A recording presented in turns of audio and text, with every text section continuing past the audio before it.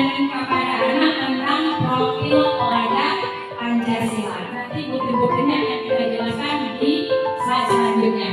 Ya, kemudian ada motivasi perilaku manusia. Setiap perilaku itu ada motivasi dari diri sendiri. Ada dia eksternal, ada juga internal. Artinya ada seseorang mau belajar itu memang dari dalam dirinya yang mau belajar. Kemudian ada juga beberapa anak itu belajar harus dimulai dari gurunya. Yang pertama internal dan eksternal. Kalau internal itu kan memang bakat dari lahir.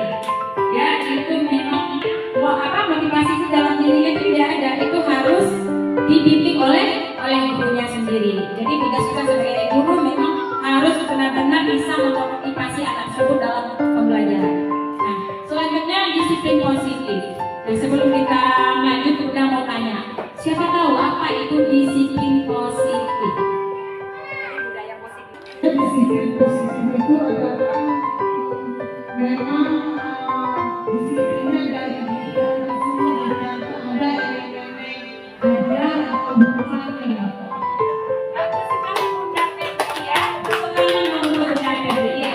Disiplin positif kadang-kadang kita salah ya.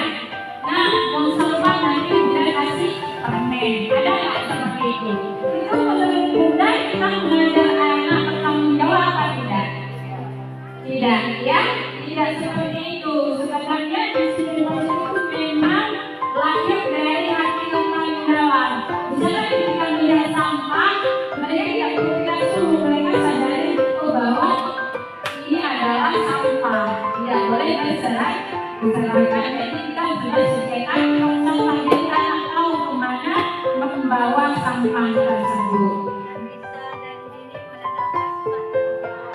Iya, itu masuk ke karakter kita, anak harus bertanggung jawab. Ya, nah, selanjutnya ada lagi posisi kontrol guru.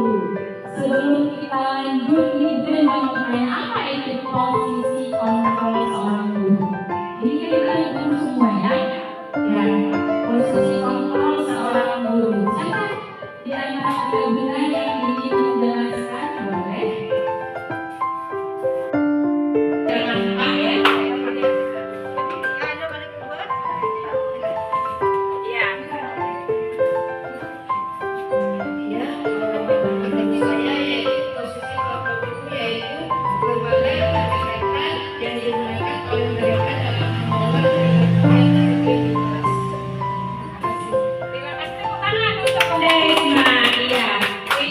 Kontrol seorang guru dalam mendidik anak-anak. Mungkin di antara ada posisinya sebagai manajer, ya, sebagai teman. Ada juga kita membuat rasa bersalah. Karena kita sering, kamu kalau kamu nggak belajar, kamu nggak naik kelas. Itu sebenarnya tidak, kata-kata itu tidak boleh. Tugas kita sebagai teman. Nah, kalau kamu seperti ini terus, nanti di dalam pelajaran bukan dengan mengancam, ya, tidak ada kata-kata mengancam. Karena tugas kita memang mendidik anak itu sesuai dengan kodratnya. Ya Bunda ya. Oke, lanjut. Ya, kita ke nilai-nilai kebaikan. Nah, ada yang tahu apa itu nilai-nilai kebaikan? Mungkin kita semua punya nilai-nilai kebaikan ya. Mungkin ada yang mau menjelaskan, boleh Bunda?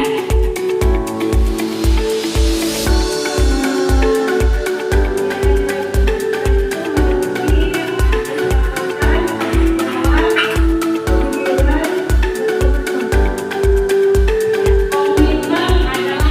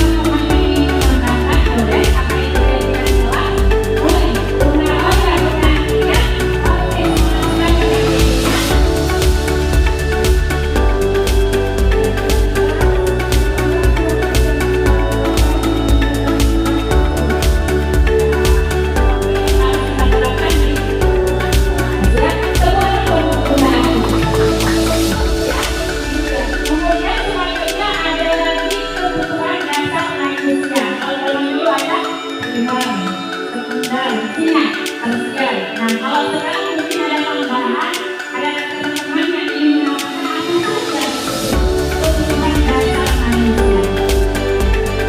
Ya, boleh?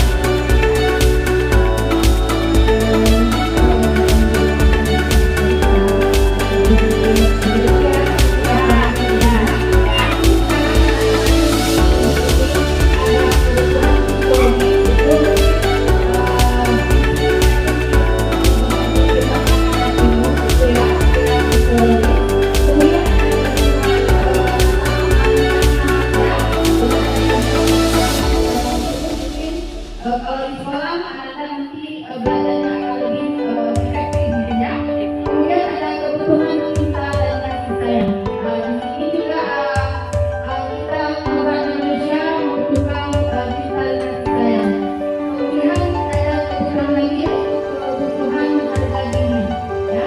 Untuk dihargai kita sebagai manusia ya, itu kebutuhan kita. Kemudian satu lagi adalah kebutuhan aktualisasi diri, ya.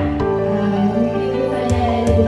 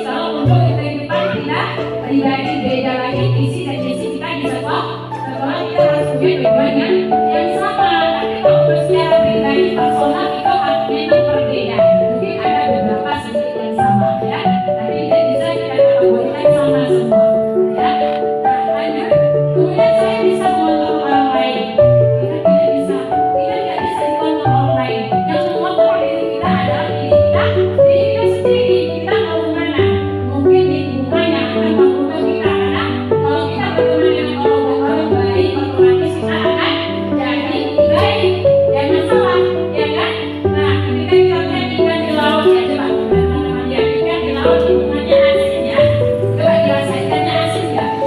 Nah itu kelompok tidak akan ada perubahan kalau memang kita pengen lebih baik harus di lingkungan yang lebih baik seperti itu ya. Yang selanjutnya berasal dari kata disiplin yang artinya belajar. Disiplin mengacu pada disiplin diri yang memiliki tanggung jawab terhadap apa yang dilakukannya berdasarkan nilai-nilai yang diyakini.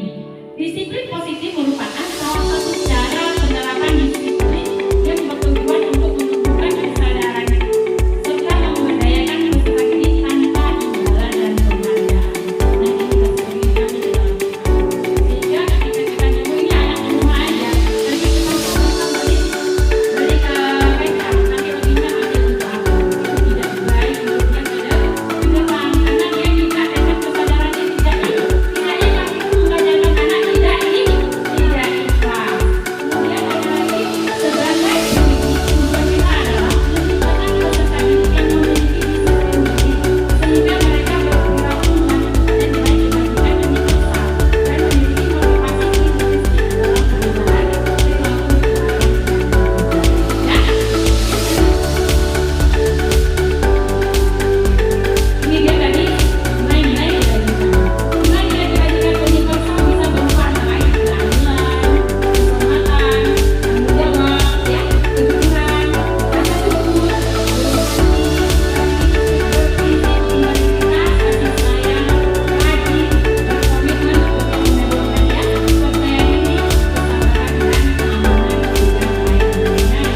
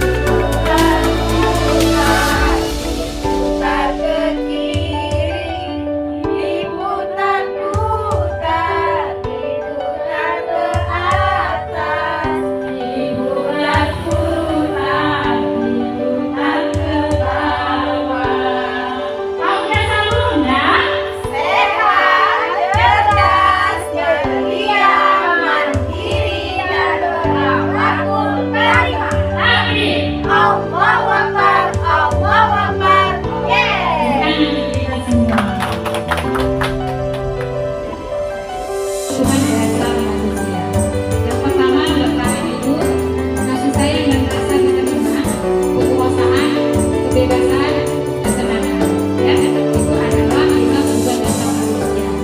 Yang pertama hidup itu kita perlu mempertahankan hidup kita. Tidak perlu ada dorongan dari orang lain. Kemudian kasih sayang, ya kita harus bisa diterima.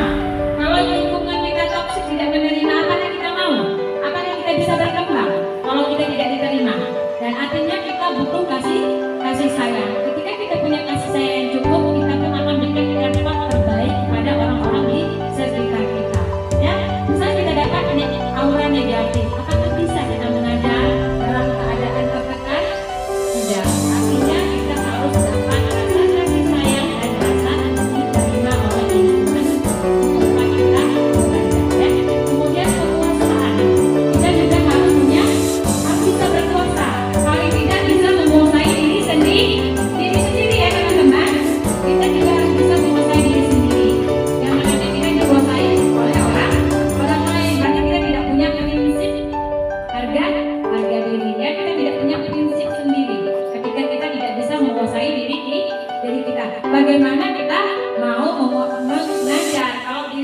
Orientasinya bisa kita pimpin dengan baik. Kemudian ada kebebasan. Kita punya kebebasan. Bebas berpikir, ya kan? Bebas memilih. Bebas apa lagi? Bebas kebebasan. Iya, bebas apa lagi? Bebas memilih teman, ya kan? Kita punya kebebasan. Kebebasan dalam tanda kutip, bebasnya bisa terkontrol dengan baik. Jangan bebasnya nggak karu-karuan ya. Oke?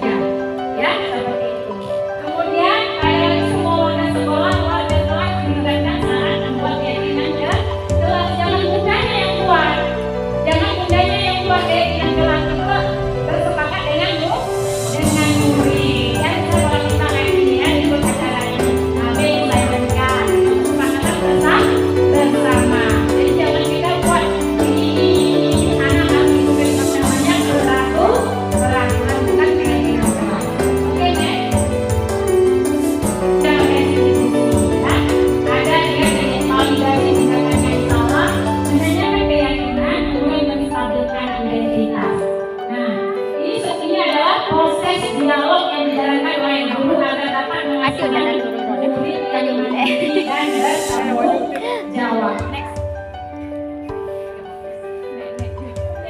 Nah, ini misalkan ada anak berbuat kesalahan di kelas, ingat TK ya. Jadi kita ngomongnya bagus-bagus karena positif misalnya seperti kejadian saat ini. Berbuat salah itu wajar. Tidak ada manusia yang sempurna. Jangan kita bilang, kenapa kamu tadi tidur di kelas? Hah? Tahu nggak tahu kalau kamu tidur di kelas kamu bilang kemarin? Itu tidak boleh ya. Jadi kita ada kalimat positif. Nah, jadi kita jangan menyalahkan anak, kita cari solusinya kenapa? Ya, kenapa tadi pulang terlantar mungkin ada atau berebut mainan? Kita kan tidak tahu, karena kita tidak melihat, tapi kita tanyakan dengan nada yang lembut. Oke, next. Validasi tindakan yang salah. Berdasarkan prinsip, setiap perilaku berupaya memenuhi satu kebutuhan tertentu. Nah, ini dia tanya-tanya. Nah, kamu pasti punya alasan kenapa tidur di kelas. Tapi bukan kayak gini. Kenapa kamu tidur di kelas? Beda nggak? Beda kan nadanya? Tapi ini kayak katanya, kamu kenapa ya tadi tidur di kelas? Nah, nanti kan dia jawab. Nah, padahal kita tahu tidur di kelas itu sangat mengganggu kenyamanan kelas. Kemudian kamu tidur karena mengantuk ya.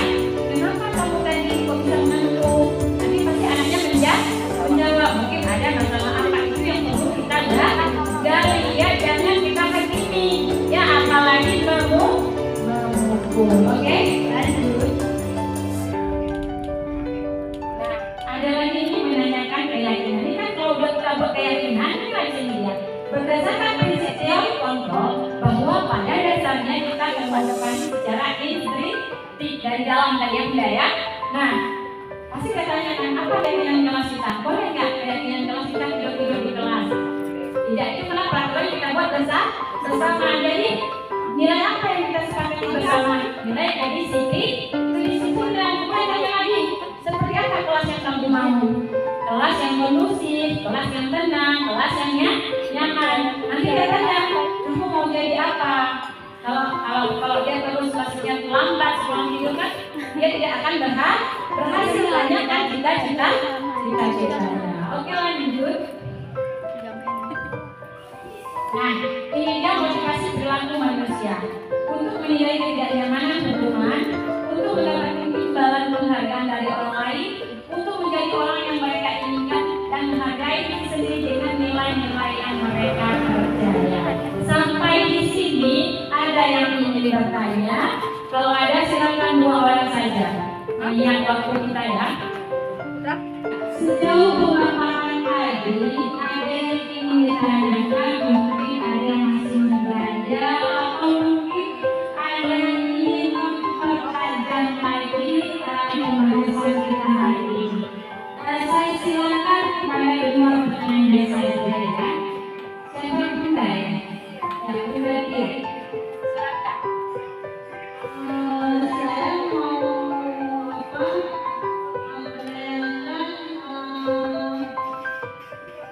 jadi keyakinan kelas ya. Keyakinan kelas itu sama dengan SSB kelas. Bagus sekali pertanyaan. Terima kasih Cynthia. Ya, keyakinan kelas itu sama tidak dengan SOP. Kalau SOP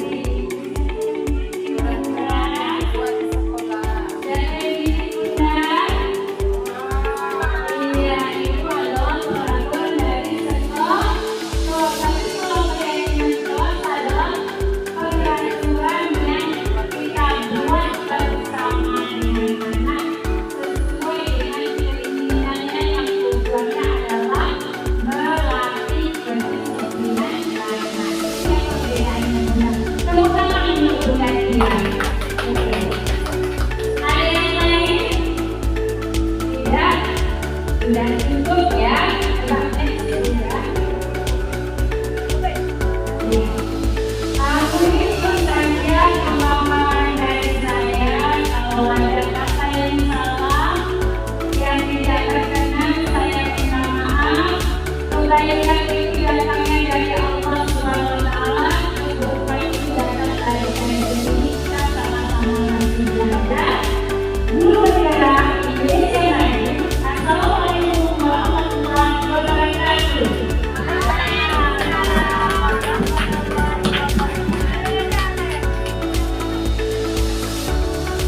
Ayo memilih apa yang kau suka. Merdeka belajar wujud yang nyata. Raih mimpimu juga cita-cita. Generasi emas Indonesia.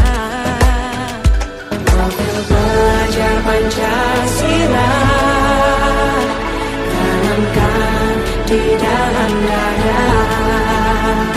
Profil belajar Pancasila, cerdas berkarakter itu kita. Kamunya.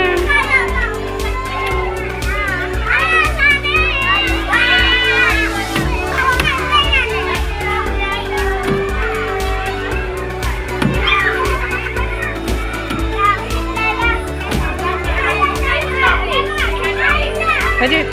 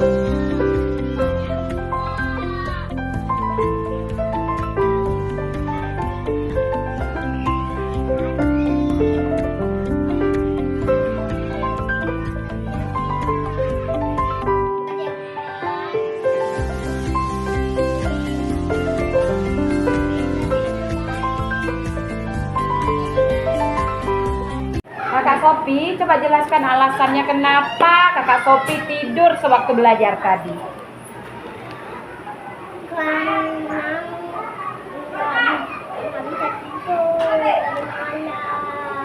Oh, jadi mengantuk gitu. berbuat salah itu wajar, ya kan? Tapi tidak boleh selalu ya.